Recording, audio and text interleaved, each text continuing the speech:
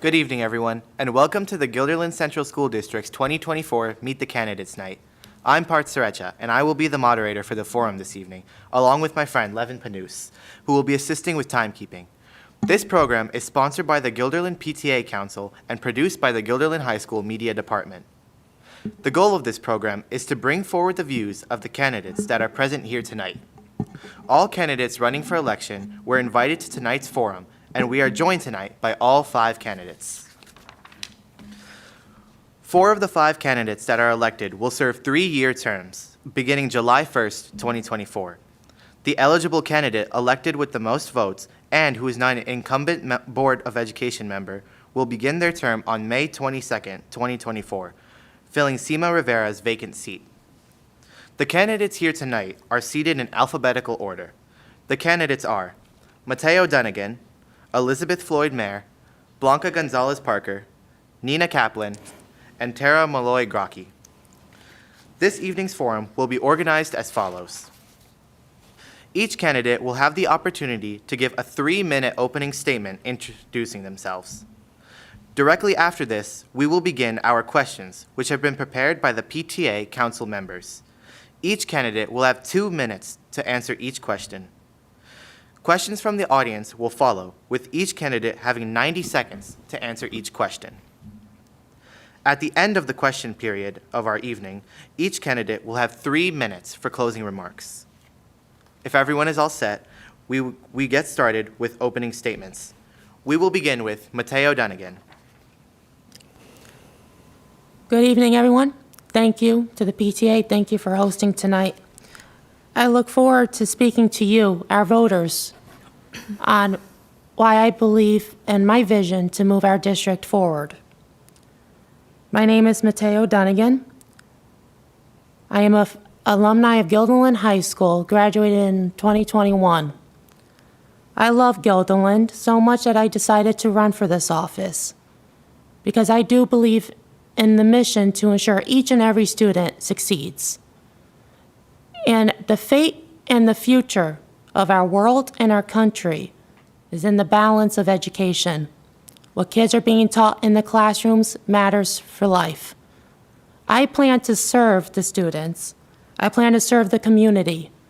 I do believe that now is a time for a new generation of leadership, and I hope I am your candidate. Thank you. Thank you. Next up, we have Blanca Gonzalez Parker. Okay, thank you. So for the past 4 years, I have worked hard to advocate for all members of our learning community. I have lived by an open door policy and have followed up on every single concern that has been presented to me, whether at the grocery store or on the sideline. I feel that our district has made great strides in many areas, but also believe that there is still more work to be done. I feel I am uniquely qualified as not only the only incumbent in this race, but also due to the fact that as a board member over the past 4 years, I have really made it a priority to take the time to understand the perspective of all of the stakeholders that are part of our learning community. I have accomplished this task by taking on extra responsibilities, such as volunteering on subcommittees that are not part of my required board responsibilities, by physically participating in every single activity, sporting event, or ceremony that I learn of, and also by making an extra effort to be approachable and accessible to our community at large. From a point of sentiment, I consider it an honor to serve the community where I grew up. I mean that sincerely. I have also always been a volunteer in some capacity, whether as an emergency medical technician or a volunteer nurse with the Medical Reserve Corps. We hear a lot about DEI initiatives, and quite honestly, the comments are mostly related to our shortcomings. But I feel that it is important to remember that we have made some progress, and we were the first district in the area to hire a director of DEI, and I am the only seated Latina school board member in Albany County. In short, I am proud to be a Guilderland graduate. I want all members of our learning community to feel the same sense of pride and excitement each day. I am deeply committed to the success of every student and staff member, and I hope voters will consider voting for me on Election Day. Examples of initiatives that I have been a part of include advocating for a space for students to voice their concerns related to DEI, advocating for fair pay in our district, revising the dress code policy to allow for sports bras and male athletes to run shirtless when appropriate, creation and adoption of the district's anti-hate policy, construction of the turf field, advocating for a tax break for first responders, advocating for an additional SRO to be placed at FMS, adding the director of DEI and teacher on special assignment positions. In terms of community involvement, I am currently board VP and have been a member of the district's Business Practices Committee, Policy Committee, Communications Committee, Student Voice Subcommittee, Future Ready Task Force, and Music and Arts Subcommittee, and have served as a board liaison to Pine Bush, FMS, and GHS. Thank you. Next up, we have Nina Kaplan. Good evening. I'm Nina Kaplan, and I'm honored to have this opportunity to be here tonight. I've lived in the Guilderland School District over the past 2 decades. I'm a mother of 3 children at different stages of their education, and I have been teaching social studies in the South Colony School District for 21 years. I have firsthand experience making decisions in the interest of school districts as a teacher and also as an elected representative for the Teachers Union. With 21 years of experience teaching social studies in regular ed and co-teach classrooms, my experiences have made me a staunch advocate for my students as well as for my children. I'm a member of NYSUT, as well as the Capital District Council for Social Studies, as well as the SCTA, which is the South Colony Teachers Association. My involvement in various leadership roles, including serving as a building representative for the SCTA, chairing the Early Childhood Education Committee at OHAB Shalom, and serving on the steering committee for the DEI, Diversity, Equity, and Inclusion Committee, have equipped me with the skills needed to collaborate effectively and make informed decisions. I can also bring to the table my experiences from my role as an education specialist with the New York State Department of Education Office of Assessment. This role provides me with a broader perspective on educational policies and practices. I'm running for a position on the school board because I believe in bringing a balanced approach to governance. I'm enthusiastic about implementing the necessary new initiatives to enhance our district, and I also understand the importance of fiscal responsibility. It's crucial to listen to the concerns of our community and to strive to stay within reasonable budgetary limits. My goals for the school board revolve around building bridges by strengthening communication between the community and the district, creating pathways for student success, and fostering understanding in our diverse community. I'm committed to advocating for academic programming that meets the needs of every student and implementing the results of the new DEI climate surveys to ensure the safety and well-being of our students, faculty, and staff. I'm eager to work collaboratively with all stakeholders and to build a brighter future for our school district and our children. We live in a district where we get to celebrate our diversity. This is what we can give the district, the utmost potential to be a truly future-ready district. Eleanor Roosevelt is someone who is a role model for me, and I'd like to conclude with a quote. She said, "We obtain our education at home, at school, and most important, from life itself. The learning process must go on as long as we live.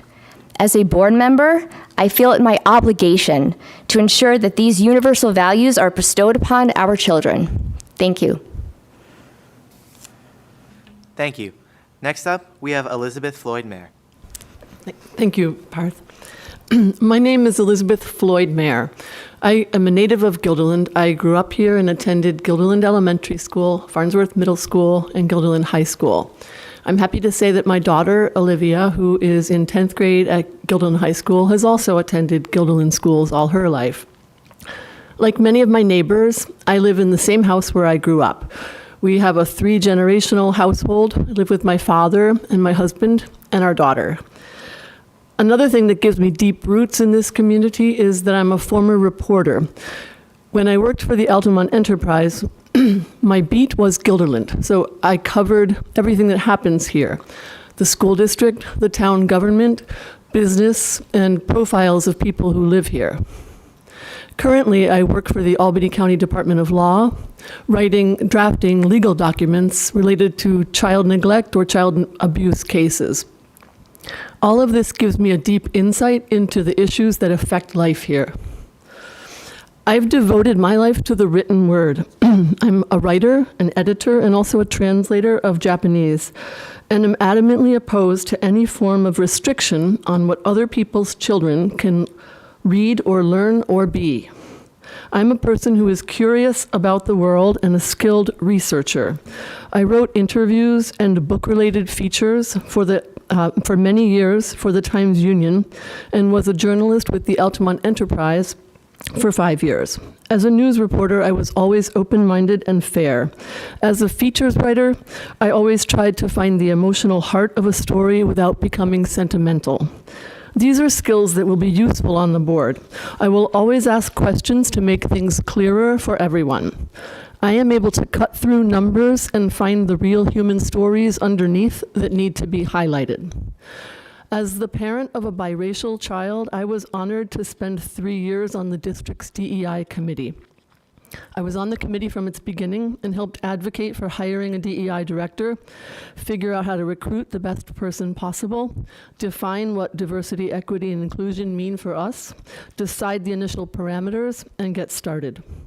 As a board member, I'm looking forward to continuing to find ways to further our DEI goals and make sure that all students, including those with disabilities or who are economically disadvantaged, can have an equally rich and varied school experience. One of my priorities will be to find ways to hire and retain a more diverse faculty and staff, including more people of color and more people from the LGBTQ community, to better reflect our increasingly diverse student population. This will benefit all students, since interacting with people of various backgrounds will help prepare them when they leave school and head into an increasingly diverse, globally connected world. Oh, okay, thank you very much. Thank you. Finally, we have Tara Malloy-Grocki. Hi, good evening. My name is Tara Malloy-Grocki. My husband and I have 3 children. Our sons, Connor and Sean, are Guilderland grads, and our daughter Claire is in 11th grade at Guilderland High School. I am retiring this June after 31 years of teaching. I feel this is one of the things that makes me uniquely qualified to be on the board. I know and understand firsthand the obstacles that teachers and families face. I have lived through No Child Left Behind, Race to the Top, Common Core State Standards, the recession of 2008, and the gap elimination adjustment. I began teaching in Central Harlem District 5 in 1993, where I worked for 3 years. Then my husband and I moved to Middleburg in 1996. I was hired in Guilderland that summer as a long-term sub, and then as a classroom teacher in January 1993. So I've worked at Guilderland Elementary School for 28 years, where I've taught grades 2, 3, 4, and 5. My husband and I moved to Guilderland at the end of 2002, and I love being an educator in the community where I live. I feel like I've been able to build trust and relationships with families. I've gained a deeper understanding of my students because I live in the district and I know what's going on. And I take great pride in being a Guilderland teacher, parent, and resident. I've served on several building and district committees over the last 28 years. Some examples are the APPR committee. I was a science and social studies teacher leader, young authors, Fun Fridays, and I handed out those COVID tests in the sub-zero weather a few years back. And I also volunteered in the COVID vaccination pods at GES. I'm currently on the DEI committee for Guilderland Elementary School, and I love the work we're doing.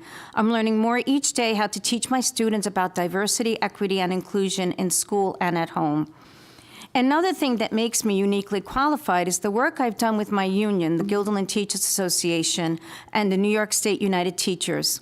I have been a public school advocate at the local and state level for over 20 years. With the GTA, I served as political action chair, building rep, vice president, and president. When I served as president, I worked with teachers, TAs, all the administrators in all the buildings, district office administrators, the superintendent, and the Board of Education.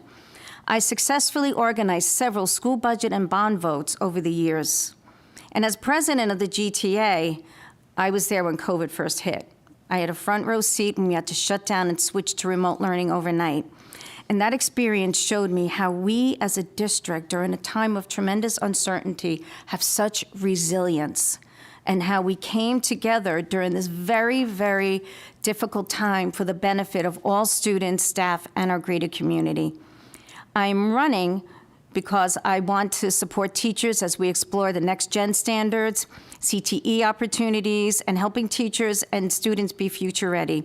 I want to help recruit and retain staff. I also want to advocate for community schools to support our neediest families. And I'm also running to be a voice for everyone. Thank you very much. Thank you. We will now move on to the questions that have been prepared by the members of our PTA Council. Question 1 for Mateo Dunnigan. What are 3 educational priorities that you would like to accomplish during your time in office? And how would you go about achieving them? Thank you for the question. One, repeat that first part of the question again, I'm so sorry. Of course. What are 3 educational priorities that you would like to accomplish during your time in office? Thank you for the question. The 3 educational priorities is 1, I'm really am thankful and proud to be the student in the high school that got to sit and co-taught classes. As a student with an IEP, it helped me, it benefited me greatly in Regents classes. I want to expand that to K through 12. Even in high school honors classes, I believe students with IEPs and different special needs areas should have a right to be able to sit in an honors classroom with a gen ed teacher and a special ed teacher teaching in the classroom, giving an inclusive instruction and inclusive environment. Second is educational priority is mental health counseling, universal mental health councils from K through 12 as well. Another area, that's my second one. So the third one is diversity and equity and inclusion is a big part of our education. I believe we need more special teachers on assignments for those and ensuring that we hire diverse employment in teaching so students can have representation. It's very important for students to feel represented in the classroom because it also gives them someone to feel safe to talk to. And that's important. So those are 3 educational priorities. Thank you. Thank you. Next up, we have an answer from Blanca Gonzalez-Parker. Okay, thank you. So 3 educational priorities would include providing a safe and comfortable learning space for all members of the learning community. So that includes facilities, continuing to upgrade our facilities, making sure we are meeting the needs of our special education students. We've been hearing from special ed parents recently. If reelected, I would actually request to the audit committee to consider an audit of the special education program. And under that same bullet of my second priority, I would like to see an expansion of our unified sports programs, our offerings. I would also like to include socialization opportunities for students beyond sports. And then third, continuing our work in the area of DEI with a focus on bullying and socioeconomic status. Thank you. Next up, we have Nina Kaplan. Yes, the 3 areas that I would focus on, similar to what the other candidates have mentioned. One would be to help to foster an openness for students, to help create pathways for them so that they have opportunities, and that's in the field of, in the area of special education, by helping to give students any type of individualized education that they might need, and also to help parents and families advocate for their children. I also believe that we need to continue to build the bridges by opening communication between families and the school district, and also to help provide our learners with what they need to be provided with to be future learners.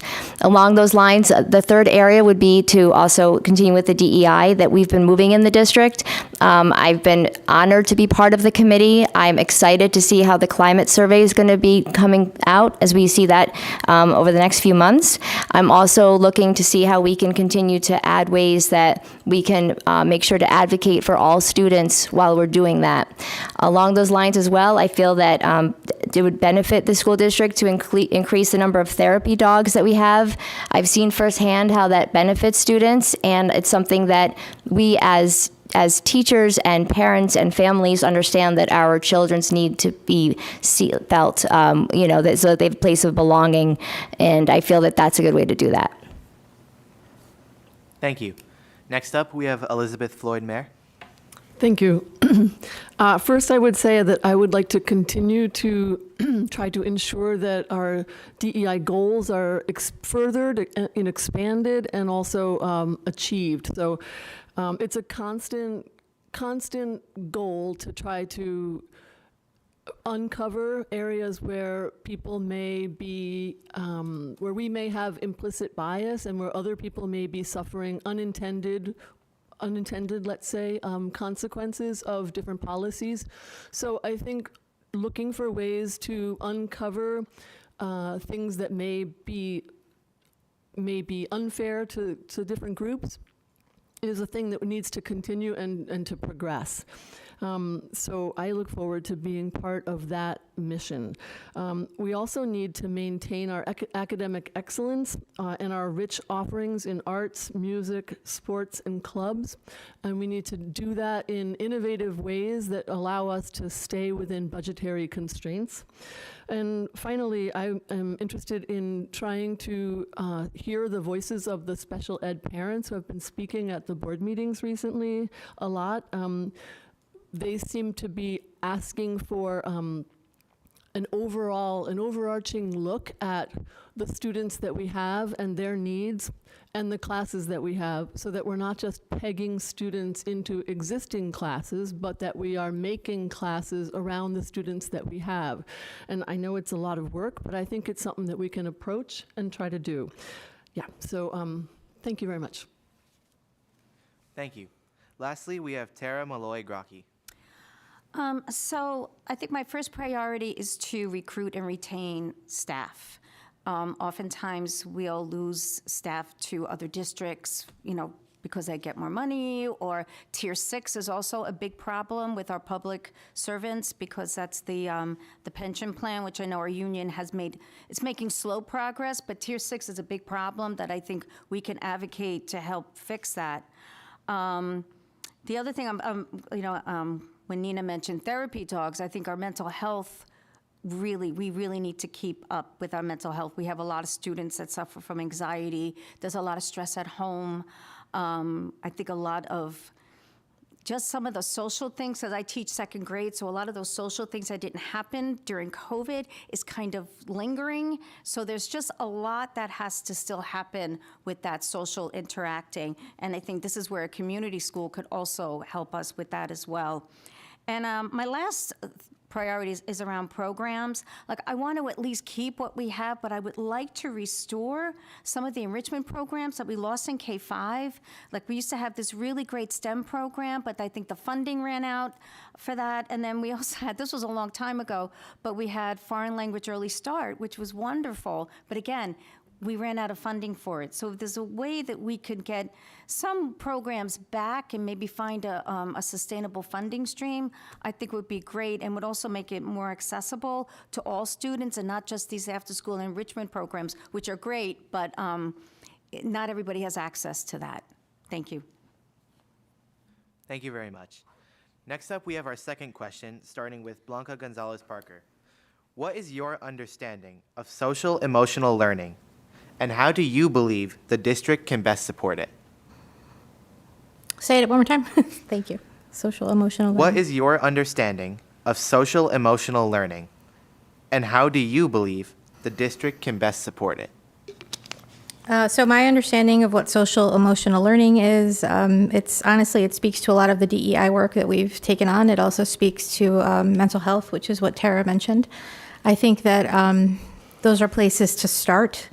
I know there's been a lot of talk about the dogs, the therapy dogs, and there have been some barriers there. I think we need to explore other options, perhaps, other ways to bring back therapy dogs and or continue that program. Social emotional learning, I would say at the root of that are DEI issues and a bullying problem, which we really need to work on in the district. I think sometimes we have students that don't feel comfortable at school and then also don't feel comfortable at home, so we need to do our best to address both issues. At the end of the day, we want our kids to want to come to school, feel comfortable, otherwise they cannot learn. So that's my 2 cents. Thank you. Next up, we have Nina Kaplan. Yeah, just to echo a lot of what Blanca said and what Tara said, I do feel that mental health is an area that is of great concern. As a teacher, I'm seeing it. What we're seeing is that if you look at the recent numbers of chronic absenteeism and other areas of concern, the higher numbers, 24% of economically disadvantaged families, these are all areas that can definitely impact a child. So when a child comes into my classroom, with them are other things that might be not on the surface. There's many different ways that the district can fulfill the initiative. So social emotional learning is a new initiative that the state has put forth. Different districts are using different methods. We have used Second Step as one of the ways to help do that. It is from elementary school through middle school, and there's also aspects through high school that can be implemented. It can be integrated into the curriculum from each grade level. You can find aspects of it that would apply in every classroom, and the consistency is very important. So from one class to another, I think it's important that school districts apply this concept across the board. Then it can provide a way for students to feel that they do belong, that they are seen, and it can be something that's done universally. Thank you. Next up, we have Elizabeth Floyd Mayer. Thank you. I believe that that this refers to not just plugging kids into coursework like reading, writing, and arithmetic, but like really trying to understand the different children's different backgrounds and different situations as part of the learning process. So it's teaching the whole child, including their emotional and psychological approach to learning. So I think the first way to work on this is through initiatives in regard to DEI, with, for instance, making sure that all of our kids are encouraged to try for higher level classes, and to make sure that our teachers are not plugging certain groups of kids sort of instinctively into higher level courses and ignoring other kids. Training faculty and staff to celebrate the different backgrounds that people bring.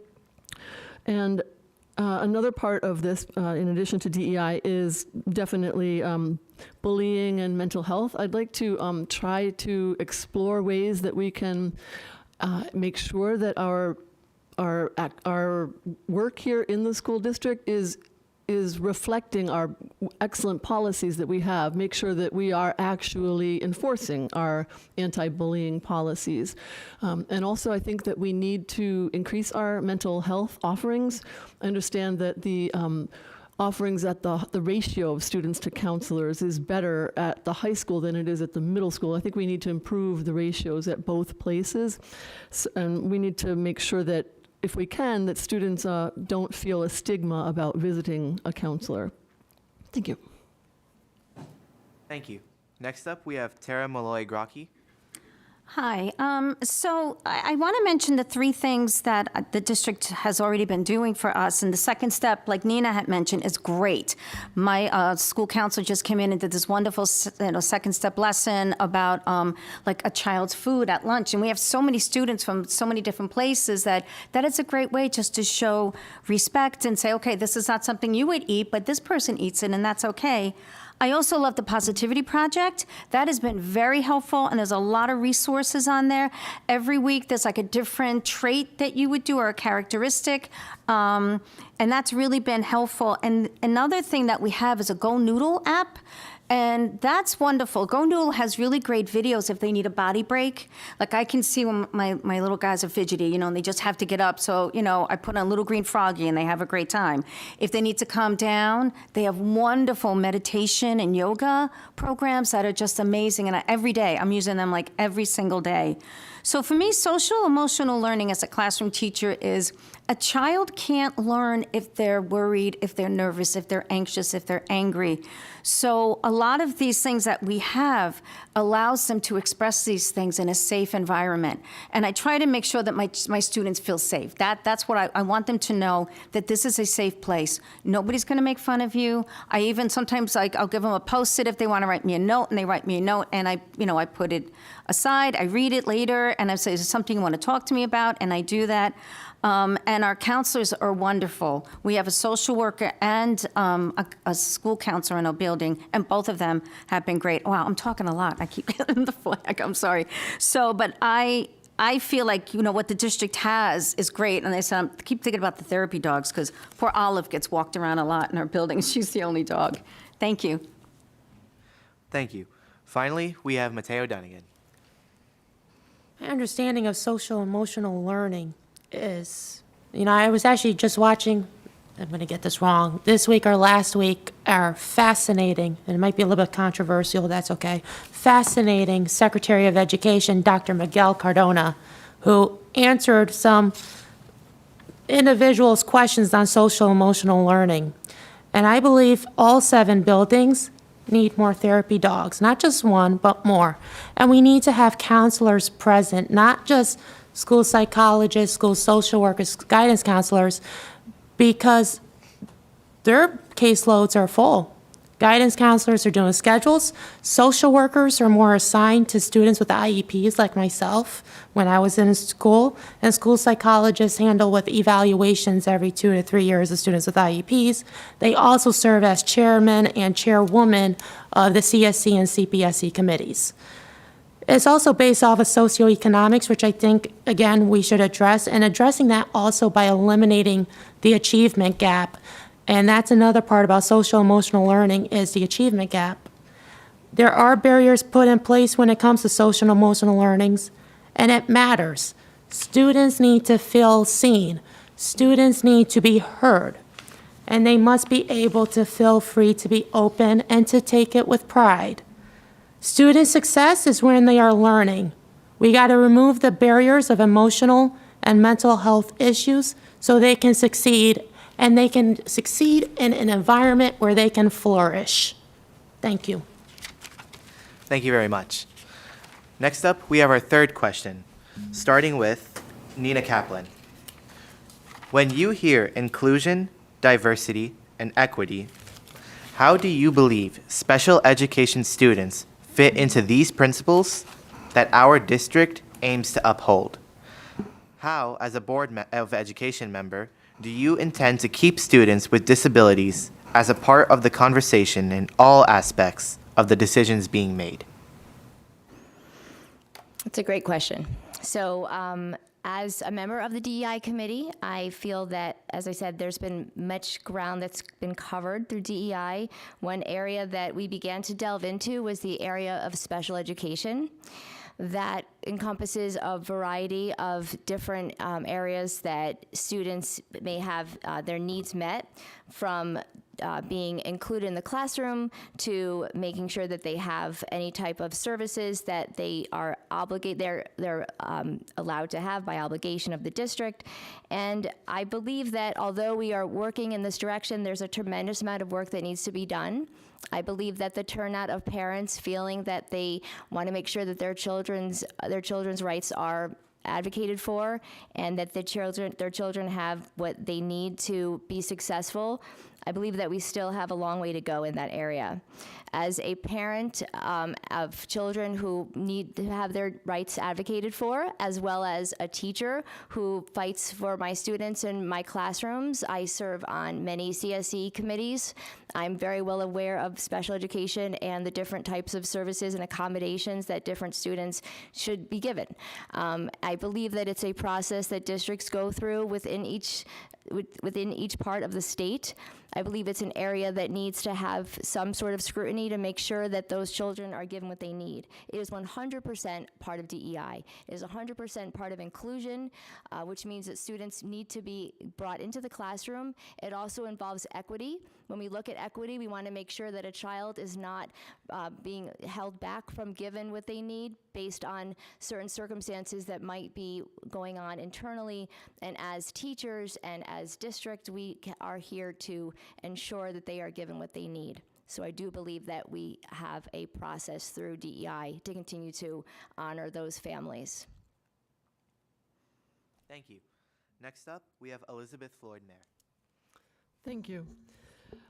Yes, I believe that we may need to have more levels of classes particularly at the high school, for special education students that are in between the life skills class, the separate classroom with special education students only, and the Regents classes. The Regents classes may be too fast and too much all at once for some students to absorb. So we may need to be able to offer more classes that are a little bit slower paced, and not only special education students, but also general education students could benefit from having that too.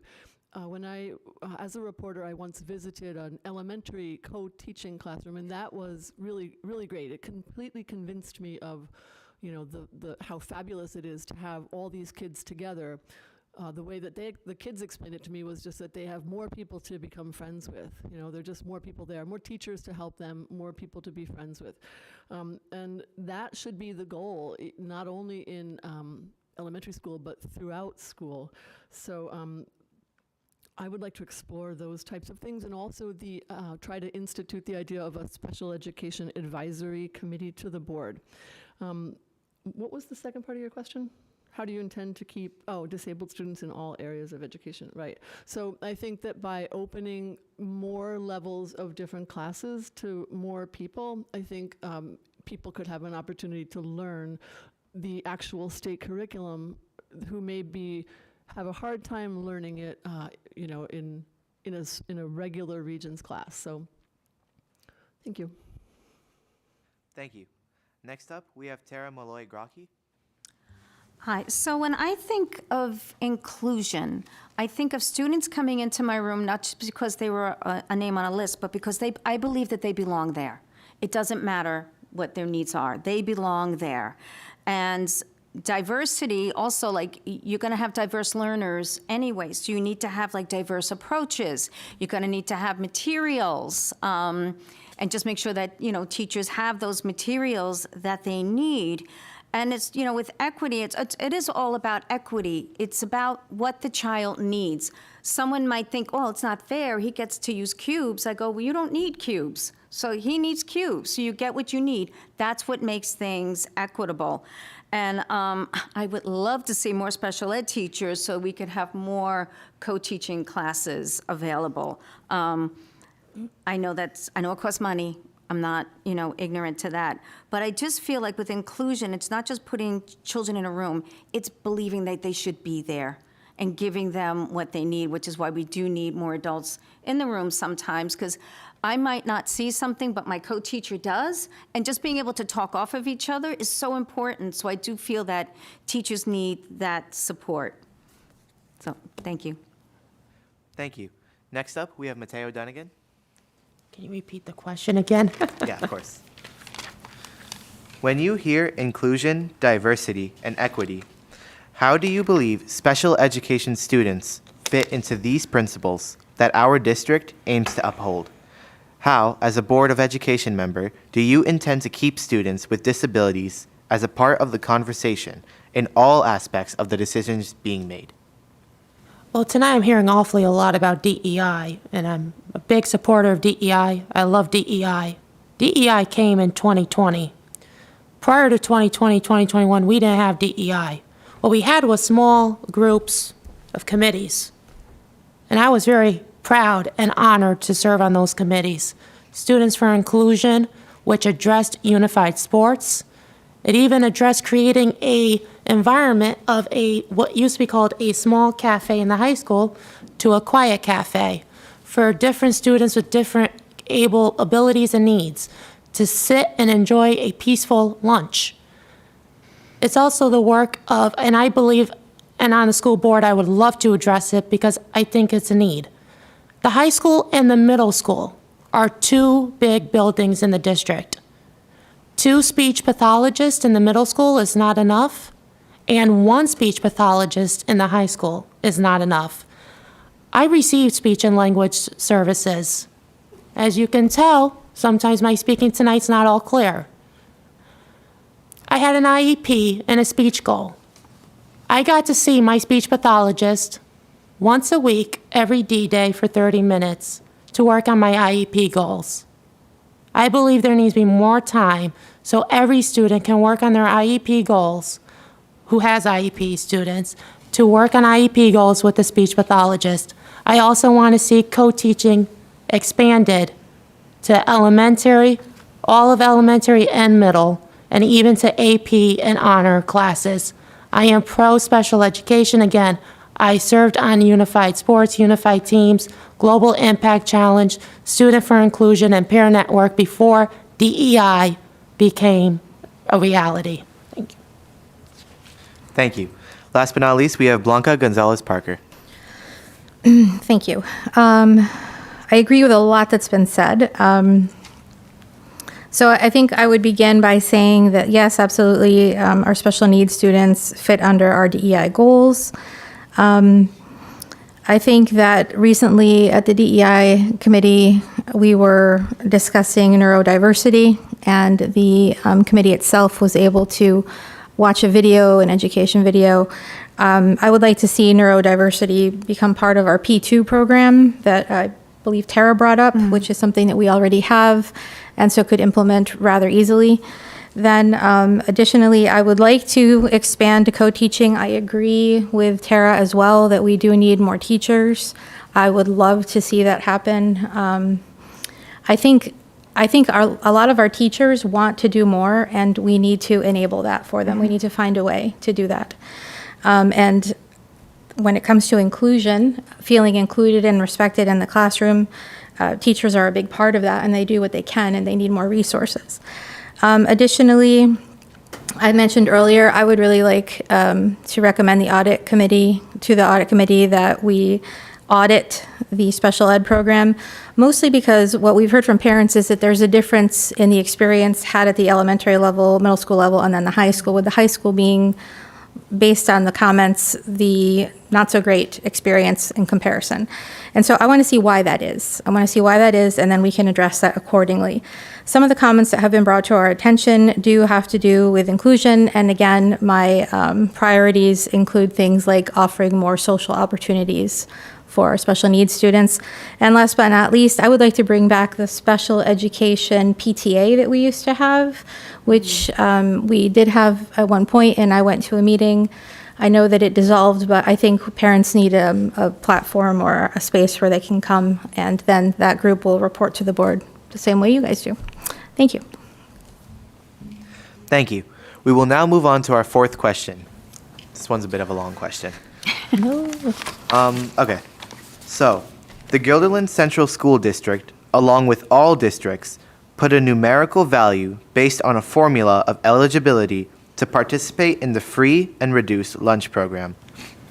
Most times, the percentage of enrollment doesn't meet a whole need. However, statistics show in parts of our district up to 24.2% of families qualify for this program, and up to 28.5% of families are considered low income. This food insecurity directly impacts children and learning. How much, if any, work do you think the Guilderland Central School District needs to invest into helping to alleviate food insecurity for affected children in our schools? What examples come to mind where the district could do more to help? First up for this question will be Elizabeth Floyd. Thank you. I'm really impressed with the program that our business department has launched and run, which is the Backpack program. I think one of our business teachers launched it. It gives students who need food over the weekend a backpack to take home with food items for themselves to eat over the weekend. And that seems really great.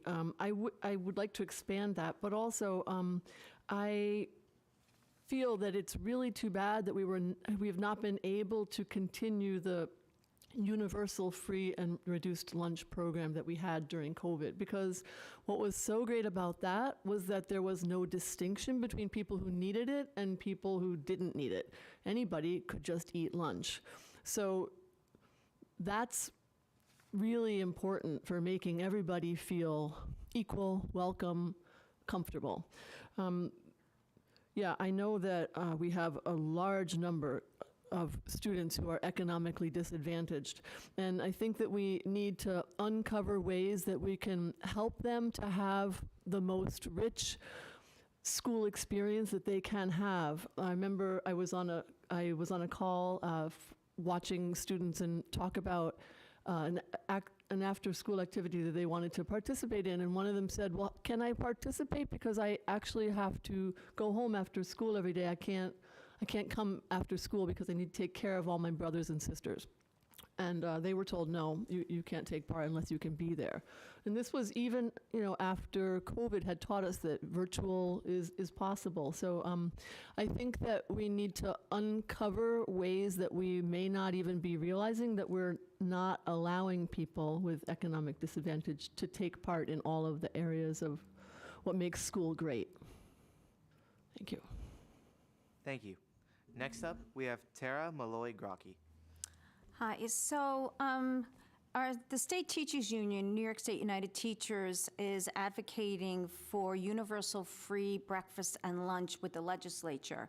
So that's something that is on the horizon and that they're working really hard on. I think as a district that we do a great job with getting food for kids over the weekend. I think that's wonderful. And any students who need the free or reduced lunch, they just go, like nobody knows who does anything. But I did mention community schools, and I don't have enough time to talk about community schools, but this is something where a community school, if we had one in Guilderland, would really be helpful. Albany City has a community school, like a one-stop place, and they, work with the community and the district, and they come in and they have a lot of resources for their students there. So I am planning on visiting a community school in Albany very soon, and I just want to see how they do that, and I really do feel that the district would benefit from it, the whole district would benefit from it, and there is money in the state budget for it, so it doesn't necessarily have to be something that we have to put out our own money for, but I think even if we do, it is so worth it because these students need it and the families need it. Thank you. Thank you. Next up, we have Mateo Denigan. Eating is a right. It's a human right. And this school district has done a fascinating job in addressing it. But school districts can only do what they're given in aid, support, and help.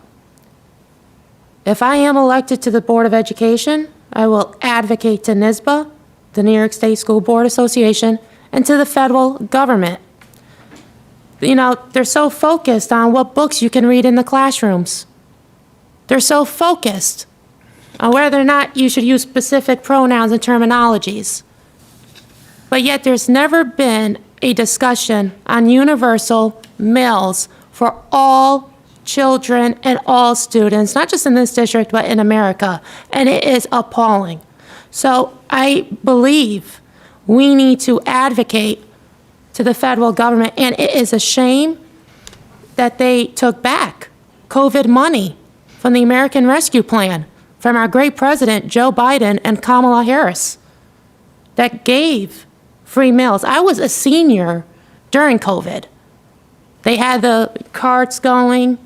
Any student could have a meal. Any student could eat breakfast and lunch. And even when you were leaving school that day, they were handing it out before you got on your buses or to your cars. And I think we got to go back to that. And if elected to the school board, we will go back to that because there is a big economic disadvantage group, status in this district, and we got to better address it. And we need state and federal government to help us.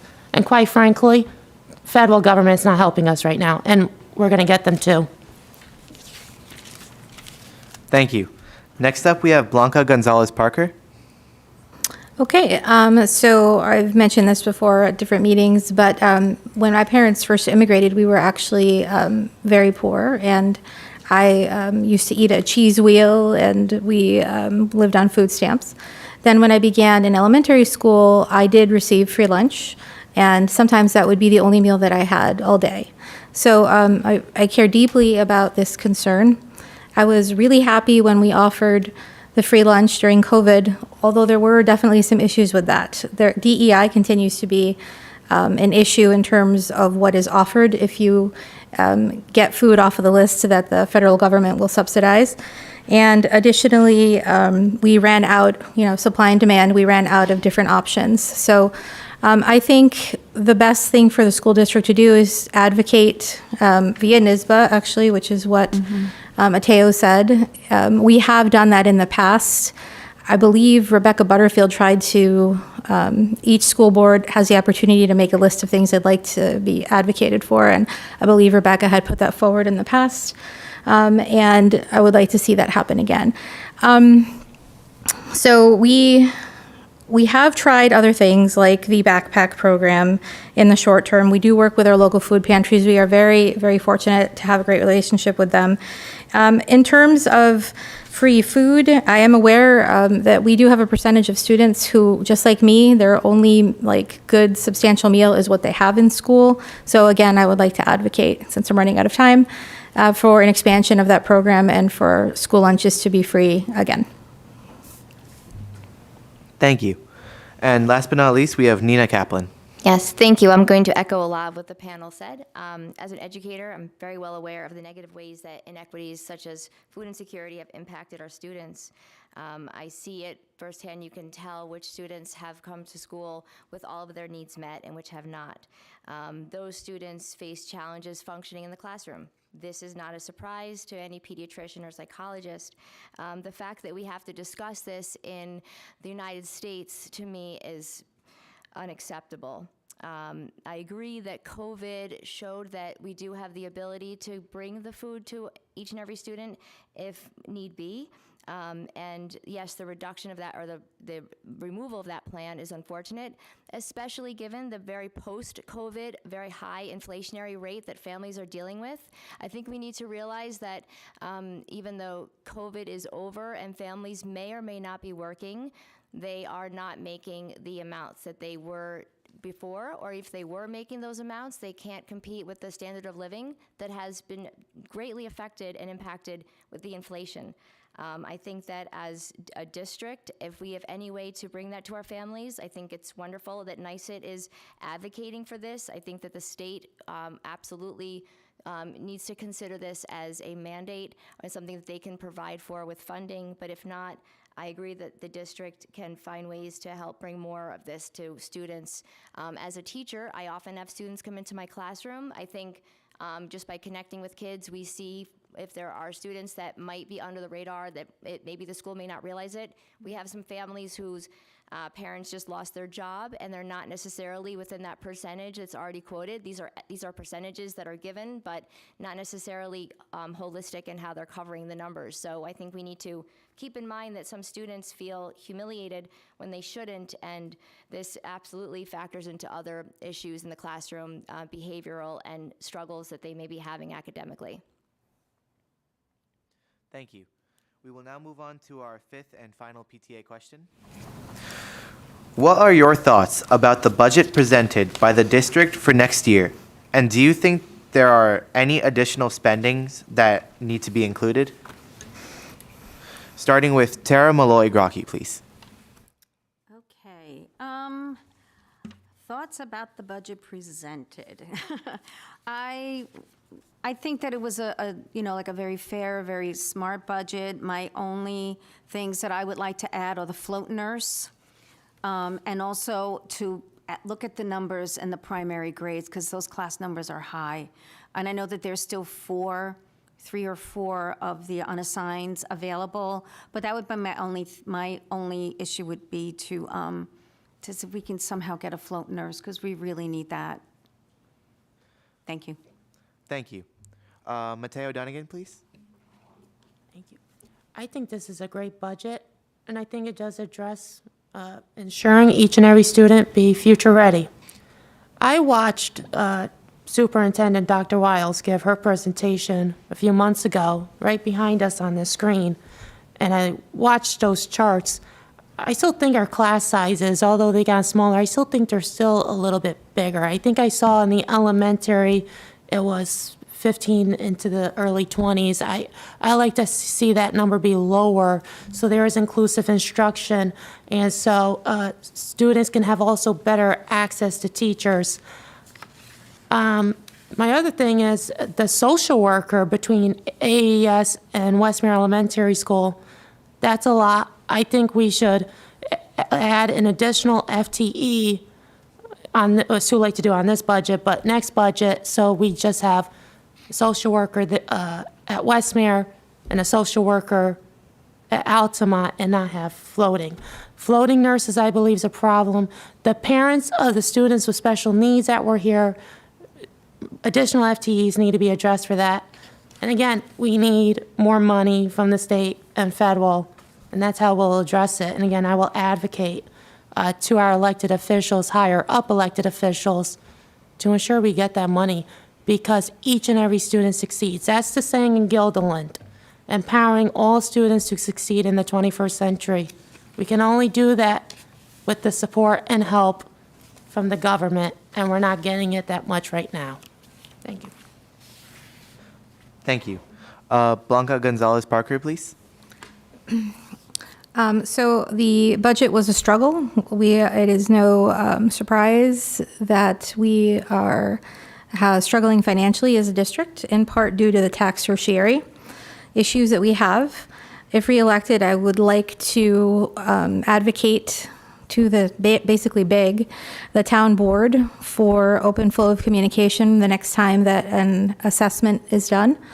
A reassessment of property values in the town is at the core of our tax tertiary issues, and the library board and the school board are not included in those discussions. They don't know about it until much later in the process, and so we are still paying back money that we have already spent. So first, I would like to work on that. Thoughts on the budget as presented. It's unfortunate that we could not fit more things. We really did do the best that we could. If anything could be added, I am also pro float nurse as a nurse, but I do think it would be hard to justify that based on the work that was done by our business office that found that there was such a drastic difference between the cost of a float nurse and that's salaried by us and an agency nurse. So, but again, I'm still pro that. If there's a way to make that happen, I do think that our students' mental health and emotional well-being is more important than that dollar value. If anything else could be added, I actually do think that we would benefit. It's not a lot of money to spend. We would benefit from assistant coaches and assistant teachers, which have both been requested, but I don't see that happening, to be honest with you. Thank you. Next up, we have Nina Kaplan, please. Yes, so as a board member, I would understand that it's very challenging to create and devise a budget. There's many factors that go into that. I'm very pleased that we were able to stay within the tax cap. I believe that's part of the fiscal responsibility. I agree that with the tax certiorari, that's something that's really put a very big restriction on the school district, unfortunately. As a board member, my priorities would be to ensure the district is providing our students with the academic, fine arts, extracurricular, athletic, and mental health services they need. I believe that that could be given through different ways, through hiring more TAs, more assistants, absolutely would benefit the classroom fully. I believe that by expanding other areas such as different programs in terms of extracurricular activities, clubs, we talk about different ways of getting students to be involved in sports. Those are wonderful ways as well. But more specifically, I believe that low class sizes is very important. I believe that that's an area that needs to be continued to be worked on. I applaud the efforts at Altamont to try to reduce those lower class sizes. And I also think that by adding TAs, that can also help with that situation. Additionally, the special education program could benefit from more TAs and more hands-on work from staff. That's something that if we are going to be moving towards trying to increase that service for students, the more faculty involved, the better. In a district this vast, it's easy for students to become lost, and by increasing those members of staff in that area would help and benefit those students, especially because students with special needs struggle more to advocate for themselves, and by having a district of this diverse and this size in itself can be even more challenging for them. Thank you. And lastly, we have Elizabeth Floyd-Mayer. Thank you. I would like to see the district reinstate the float nurse using one of the 4 FTEs. because I was convinced by the parents that came to the meetings and spoke about their children with diabetes, for instance, needing to have a nurse there who knew them rather than a complete stranger, a different person every day. Somebody that knew when they were having some kind of the beginning of, low blood sugar or high blood sugar. So I think it's really important to have that position, to have someone who's regular, who knows the students, who's always there, rather than a sub each time from a different place.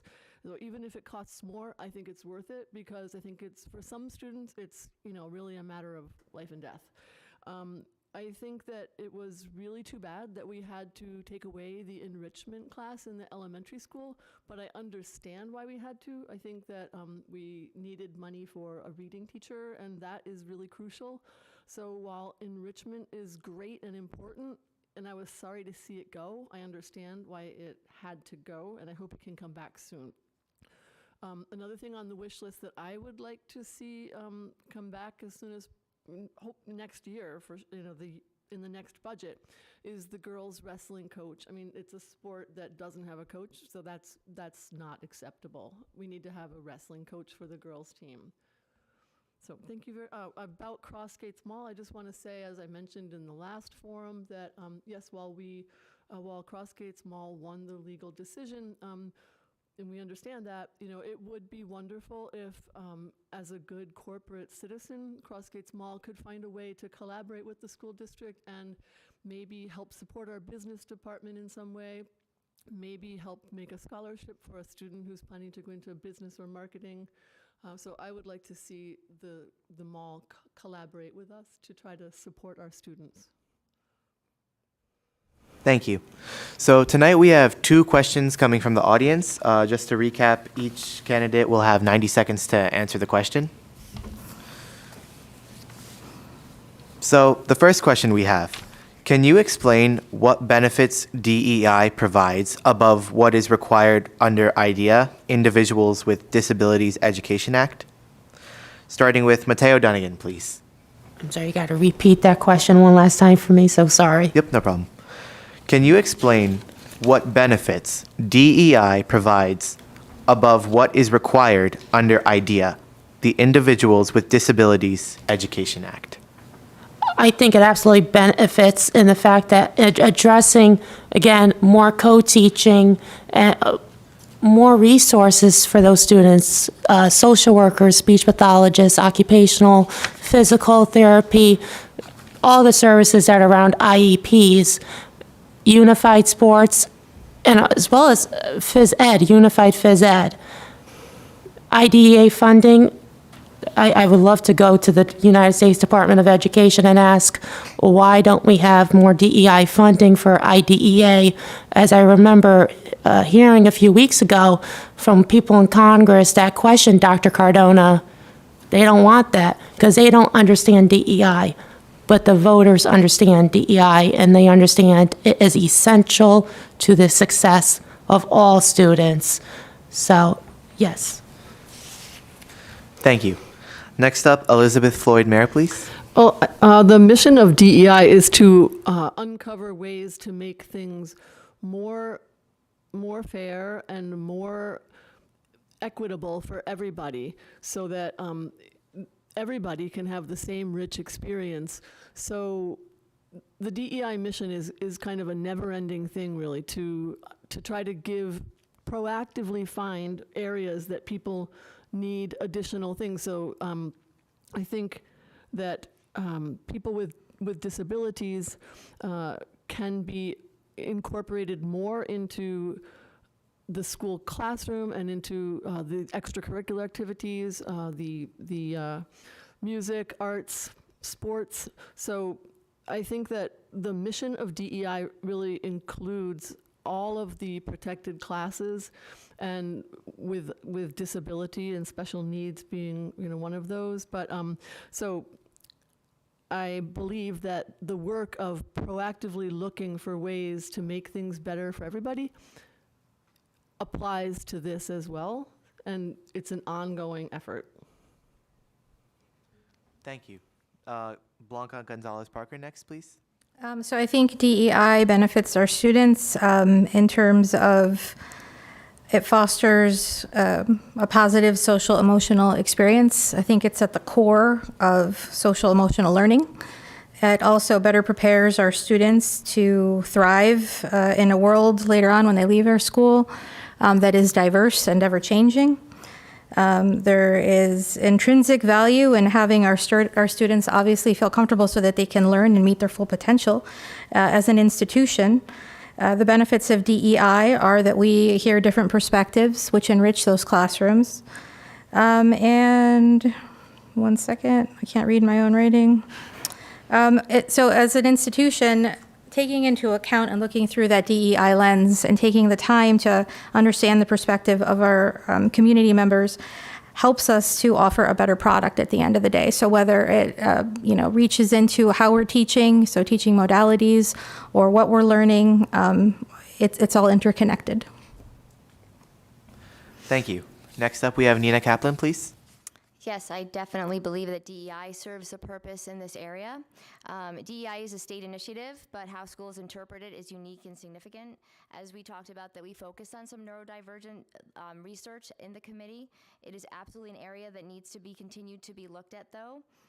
We see a lot of students that may or may not have their needs met, and if they don't have their needs met, then they often feel unseen and can slip through the cracks. We have a moral and legal obligation to ensure that our students' needs are being addressed and advocated for. One area that I think is a positive direction DEI is going in this area as well is by opening an office in the high school. I feel that I continue to say that in a district this large, we need to make sure that we're reaching out to our students, and by providing them with a resource such as that is very beneficial. Along those lines, I also want to talk about ELLs. I think the English language learners also sometimes get slip between the cracks as well, fall between the cracks as well, because they don't maybe have the same resources to advocate for themselves.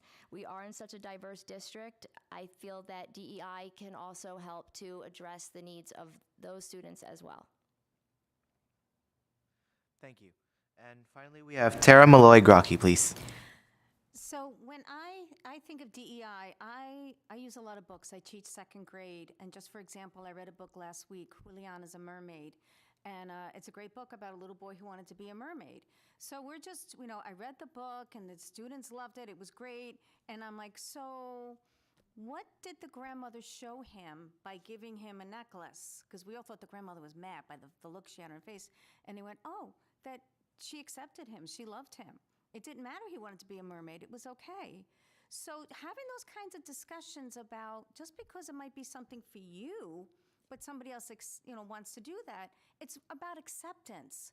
And it's helping them see that in everything. If there's somebody who wants to, I have students who like to imagine that they're like some kind of dragons. Okay, go let them be dragons. But nobody makes fun of them. I have the kids who play basketball, the kids who play football. So for me, DEI and using books is just a way to have students see different perspectives. And it kind of ties into everything. Blanca mentioned how things are interconnected, and they really are. I also see DEI as in any subject area, because you have to use diversity. So it is definitely students with needs, but it does help the whole community in the classroom. Thank you. And I believe that concludes our first question. We will now move on to our second question. We've had a lot of talk about improving DEI efforts, besides its short tenure. What are the biggest shortcomings in Guilderland's DEI efforts, and what needs to be done to improve the shortcomings? First up for this question, we have Tara Malloy-Grocki, please. So what are the biggest shortcomings and what do we need to do? Is that okay. Well, I think that's kind of a hard question to answer because we're kind of navigating this on our own. For me, as a second grade teacher, it was resources. I needed resources. I needed support in my classroom. So I went to my school counselor and I got that. She showed me the Second Step program. She had a really great book. She also showed me this Jeopardy game that we played. So I feel it's for teachers, at least in my situation, it's knowing where to go to get the resources to help with the DEI work. We have it. It's just we need to know who can help us and who can support us. And I want to talk about the Positivity Project again. That's amazing. And there were slides on there. There's so many that I didn't even know were there until like this year, because as you spend more time with something, you get used to it. So I just think, for me, it's just knowing who to go to get the help, that you need. Thank you. Thank you. Next up, we have Nina Kaplan, please. Yes, thank you. Again, another good question. I believe that the way to start this is by saying that the climate survey will be going out, and that will be a good indicator to start with. Again, I want to say the climate survey is going to be extremely helpful, but we need to also keep in mind that making sure that all families and students and teachers complete the survey. So we have a certain obligation there to think beyond it as well, but it's going to be a wonderful guide in that area. From my observations, I continue to feel that special education, neurodivergent, is an area that needs a tremendous amount of work. I also believe that we need to look towards the new Title IX expansions that the federal government has put forth. We need to make sure that students feel safe in the building and feel safe to come forward if something's happened that they are not sure how to handle. And I also agree with Tara. I think we want to make sure that we're putting into action what the programs are that we're putting into place, that needs to have a follow through. And that becomes the challenge, right? The different districts across the state have implemented DEI, and then becomes the next piece of it. I'm also on the DEI committee in my school district, and I see that we also struggle to try to make sure that we're reaching every student by creating programs and making sure that they're heard and seen. It is an ongoing effort. It's not something that I think will ever be finished. I think that's the beauty in it. I think that by continuing to reach out to the community and listen and work with them is the goal. Thank you. Next up, we have Blanca Gonzalez Parker, please.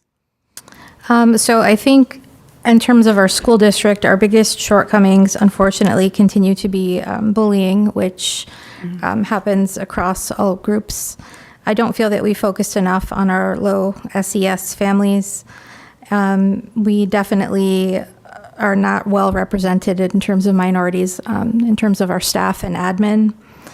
I would like to improve that. And I agree with Tara, we need to improve our resources, but really at the crux of all of this, we need to feel comfortable having those difficult conversations. And I think even on the DEI committee, sometimes we struggle to have frank conversations because nobody wants to hurt anyone's feelings, and it's very difficult sometimes to navigate. I think we've made progress in terms of having those difficult conversations, but there's still more work to be done, and that is one of our shortcomings as well, that we need more safe spaces for students and community members to engage with us and talk about these difficult conversations or difficult topics. I think we can normalize these conversations so that they don't become volatile, but it's going to take some work to do that. Thank you. Next up, we have Elizabeth Floyd Mayer, please. Thank you. I know that Marie Wiles had suggested a few years ago that the board go to take a field trip to Needham, Massachusetts to see the DEI work that they're doing there. And I was curious about why she said that, so I called the principal, who used to be an administrator here at Guilderland, and spoke to him about their initiatives there, and found that they're really thinking outside the box. They started a period of self-reflection after parents discovered that they were grouping kids into classrooms based on a number of categories, including race, but they weren't telling anybody that they were using race as a way of grouping kids. They didn't want kids of a particular race to be the only one in the classroom, so they were considering that. When that came out and parents were outraged, they started to reflect, and they really thought very far outside the box, which is something that we can do a little bit more of. They looked at attendance and said that requiring parents to call in to make an excused absence is hard for parents who are working shifts early in the morning, parents who don't speak English. The weighted GPA that weighs AP courses higher is bad for students who are not encouraged to take those classes, like people of color. They began to encourage people of color to take AP classes and the teachers to be able to accommodate them very well and celebrate their different backgrounds. They began to have staff take part in training and require that they take part in it. So I think we just need to fling out a wider net in terms of what we change. Thank you. And finally, we have Mateo Dunnigan, please. The shortcomings of DEI. DEI is a new program, not just in the district, state, and federal. It's all over, and you're going to grow with it as we keep learning about and growing. I think one shortcoming, I watched DEI committees. I think it's addressing the opportunity and achievement gaps. I also think we need to be ready, and I don't think it's being addressed much right now, but we have to be ready because this country has an influx of migrants seeking refuge, and we have to be ready to accommodate those individuals, different non-English speaking students to our CRT, which is let me be clear, CRT, curriculum, cultural responsive teaching. And we got to be ready for cultural responsive teachings in those areas. So that's what I think are shortcomings. Thank you. And that concludes our questions for tonight. At this point, we will hear closing remarks from the candidates, starting with Tara Malloy-Grocki, please. So I'm asking the community to vote for me because of the experience I will bring from teaching for 31 years and my advocacy work. And through this work, I've become a really great listener. I listen to understand, problem solve, and not be judgmental. I listen to all sides of a story of a situation, and I'm not afraid to say, I don't know, but I'll find out. And I do find out. I also get things done. I mentioned earlier about organizing successful school budgets and bond votes, and some of those campaigns were extremely challenging, but I am not afraid to take on a challenge. I look forward to collaborating and learning from the current board members and the community. And I do feel, again, I'm going to stress it again, that my experience in the classroom and as a public school advocate for many years makes me an ideal candidate for the Guilderland Board of Education and a strong voice for everyone. Thank you. Thank you. Next up, we have Elizabeth Floyd Mayer, please. Thank you. I grew up in Guilderland and am a product of Guilderland schools. It was here that teachers inspired me to love language, foreign languages, and writing. I care about all of our children, and I want them to have the same excellent opportunities that I had at Guilderland and more. I'm a passionate advocate for DEI and am running for the school board so that I can help ensure that all students are able to learn and thrive and be all that they can be. My background as a writer and journalist means that I bring important skills to the board. The ability to listen to people and draw them out, as well as skill at researching and getting to the facts at the heart of a matter. I will think outside the box to come up with creative ways that we can maintain and develop our academic excellence across the curriculum and our rich offerings in music, art, foreign languages, sports, and clubs. Our schools thrive when the school board reflects a diverse range of experience and insight. With my background as a seasoned reporter and writer, I offer a unique perspective marked by curiosity, research skills, and analytical acumen. As a candidate, I bring a distinct blend of qualities to the table, enriching our discussions and decision-making. As a community member and parent, I will represent the average voter's voice. I hope you'll vote for me on May 21st. Thank you. Next up, we have Nina Kaplan, please. Thank you for this opportunity again. I feel that I would make an excellent board member because I can bring to the table many different aspects of who I am as a person. I believe that as a teacher, I am there for my students. I believe I am there for people that need assistance in any way. I serve on many committees, and I am a leader. I first had an experience in the union as a building representative, as a chair of committees that advocate for early childhood, and I also work to ensure that rights and equity for all students are recognized and protected. I would support access and funding for special ed services, academic athletes or athletics, fine arts, and other areas where students and faculty deem as critical for the education and welfare of their students. I believe that mental health is the most important thing for our students. I believe that if we aren't doing mental health, then we aren't doing education, and it's a major part that is often overlooked. Furthermore, my role as an education specialist with the New York State Department of Education has provided me with so much information and a broader perspective of educational policies. I'm excited to see how the state is moving towards offering new pathways for students. I think that shows a sense of understanding that we can't fit all students into one mold. I love that Guilderland also represents that. Guilderland is a diverse and wonderful community. It already offers wonderful programs for our students. I believe we need to embrace that and cherish it as the multi-diverse place that it is. The school board historically has functioned as a legislature through which voters can be heard and the needs of students can be met. I am a listener, I'm empathic, I hope to help to build any type of community that we can build here together. Although many factors can and do present as challenges, I hope to be able to advocate to champion the various needs of our students. Thank you. Next up, we have Blanca Gonzalez Parker, please. So it has been an honor to serve on the board for the past 4 years. I began in 2020 and feel that we've come a long way, but are still recovering from many aspects of the pandemic in terms of mental health for our students and also for our faculty and staff. I would love an opportunity to continue the work that we've already started, and I think I have demonstrated my level of commitment. I've always treated this as a full-time job. I have fulfilled my responsibilities in terms of subcommittees, but always taken on more. If there's a subcommittee to a subcommittee, you bet your bottom dollar I am on it. I dress up in Halloween costumes and volunteer for the PTAs. I go and I cheer for your children, even though they're not mine. I genuinely care about our community, and I am invested in it, and I feel like I have demonstrated that. I think based on my experience as a school board member, I kind of have an idea of what is necessary. And some of the key aspects of that, we need somebody that can be a team player, whether it's me or not. I'm hoping it will be.